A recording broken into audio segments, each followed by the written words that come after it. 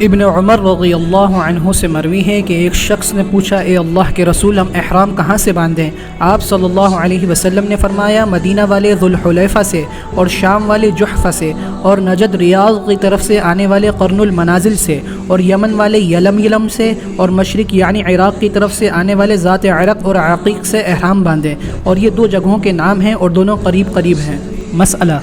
آفاقی اگر حلم میں جائے تو احرام ضروری نہیں ہے، لیکن اگر حرم میں جانے کا ارادہ ہو تو احرام شرط ہے، اور اگر آفاقی کی نیت حلم میں جانے کی تھی، چنانچہ اگر وہ بغیر احرام کے میقات سے بڑھ گیا، پھر اس کی نیت بدل گئی اور وہ حرم میں جانا چاہتا ہے تو حرم شروع ہونے سے پہلے واپس لوٹ کر میقات سے احرام باندھنا ضروری ہے، لیکن اگر وہ بغیر احرام باندھنے حرم میں داخل ہو گیا تو دم اس پر واجب ہو گیا۔